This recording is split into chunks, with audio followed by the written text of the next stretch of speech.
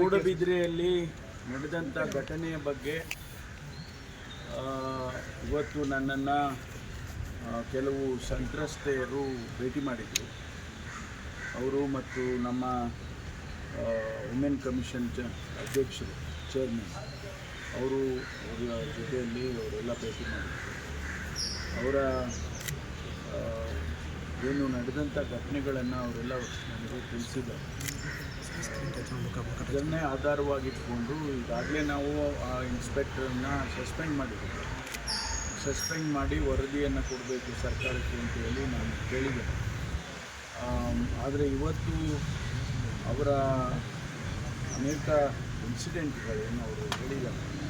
ಅದರ ಆಧಾರದ ಮೇಲೆ ಇದನ್ನು CIDಯಿಂದ ತನಿಖೆ ಮಾಡಿಸ್ಬೇಕು ಅಂತ ಹೇಳಿ ನಾನು ಈಗಾಗಲೇ ಸೂಚನೆಯನ್ನು ನಮ್ಮ DGP IGP ಅವರಿಗೆ ಕೊಟ್ಟಿದ್ದೇನೆ. ಅದನ್ನು CIDಯಿಂದ ತನಿಖೆ ಮಾಡಿಸ್ತಾರೆ. ಇನ್ಸ್ಪೆಕ್ಟರ್ನ ಪ್ರೊಟೆಕ್ಟ್ ಮಾಡೋ ಕೆಲಸ ಏನಾದರೂ ಅದರಿಂದ ಕಮಿಷನರ್ ಮಾಡ್ತಿರೋಂಥ ಅನುಮಾನ? ಯಾಕೆಂದರೆ ಈಗ ನೀವು ಕೂಡ ಡೈರೆಕ್ಟ್ ಮಾಡಿದ್ರಿ, ಮಹಿಳಾ ಆಯೋಗ ಕೂಡ ಪತ್ರ ಬರೆದಿದ್ರು, ಆ್ಯಕ್ಷನ್ನು ಆತನ ವಿರುದ್ಧ ಆಗಿಲ್ಲ. ಇಲ್ಲ, ಸಸ್ಪೆಂಡ್ ಮಾಡಿರೋದೇ ಇಮಿಡಿಯೇಟಾಗಿ ಮಾಡಿರೋದೇ ಆ್ಯಕ್ಷನ್.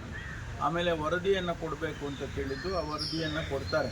ಆದರೆ ನಾವು ಇವತ್ತು ಅವರ ವಿಚಾರಗಳನ್ನೆಲ್ಲ ನಾನು ಕೇಳಿದ ಮೇಲೆ ಬಹುಶಃ ಇದನ್ನು ನಾವು ಇನ್ನೂ ಹೆಚ್ಚಿನ ರೀತಿಯಲ್ಲಿ ತನಿಖೆ ಮಾಡಬೇಕು ಅಂತೇಳಿ ನಾನು CIDಗೆ ಕೊಡಿಸಿದ್ದೇನೆ.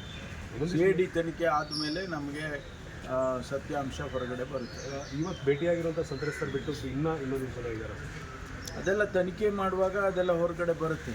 ಇದ್ದಾರೋ ಇಲ್ವೋ ಅಥವಾ ಇನ್ಯಾರಿದ್ದಾರೆ ಅವ್ರನ್ನೆಲ್ಲ ನಾವು ತನಿಖೆ ಮಾಡ್ತಾರೆ. ತನಿಖೆಯಲ್ಲಿ ಗೊತ್ತಾಗುತ್ತೆ. ಅದಕ್ಕೆ CID ತನಿಖೆಗೆ ಆದೇಶ ಮಾಡಿದ್ವಿ. ಪ್ರಣವಾನಂದ ಸ್ವಾಮೀಜಿ DK ಶಿವಕುಮಾರ್ ಅವ್ರ ಮನೆ ಹತ್ರ ಹೇಳ್ತಿರೋಂಥದ್ದು, AICC ನಾಯಕರನ್ನು ನಾನು ಕೂಡ ಮನವಿ ಮಾಡ್ತೇನೆ, ವಿ ಡಿಮಾಂಡ್ DK ಅವ್ರನ್ನ CM ಮಾಡಬೇಕು ಅಂತ. ಇಲ್ಲಿಗೆ ಕಾವಿ ತೊಟ್ಟಿರುವಂಥ ಒಬ್ಬ ಸ್ವಾಮೀಜಿ ಕೂಡ AICCನ ನಾನು ಒತ್ತಡ ಹೇರ್ತೇನೆ ಅಂತ ಹೇಳುವಂಥದ್ದು ಎಷ್ಟರ ಮಟ್ಟಿಗೆ ಸೂಕ್ತ? ಆಮೇಲೆ AICC ಅಷ್ಟು ಅವೈಲಬಲ್ ಆಗುತ್ತೆ ಇಂಥ ಬೇಡಿಕೆಗಳಿಗೆ ಅಂತ? ಈ ಅಖಿಲ ಭಾರತ ಕಾಂಗ್ರೆಸ್ ಪಕ್ಷದ ಮ್ಯಾಂಡೇಟೇ ಬೇರೆ ಇರುತ್ತೆ. ಜನ ಸಮುದಾಯದ ಭಾವನೆಗಳನ್ನು ಅರ್ಥ ಮಾಡಿಕೊಳ್ಳೋದು ಕೂಡ ಅವ್ರಿಗೆ ಮಾಡ್ತಾರೆ. ಇಂಥದ್ದೆಲ್ಲ ಅವರನ್ನು ಭೇಟಿ ಮಾಡಿ ಹೇಳಿ ಅವರ ಅನಿಸಿಕೆಗಳನ್ನ ಕೇಳಿಕೊಂಡು ಅವ್ರು ಮಾಡ್ತಕ್ಕಂಥದ್ದು.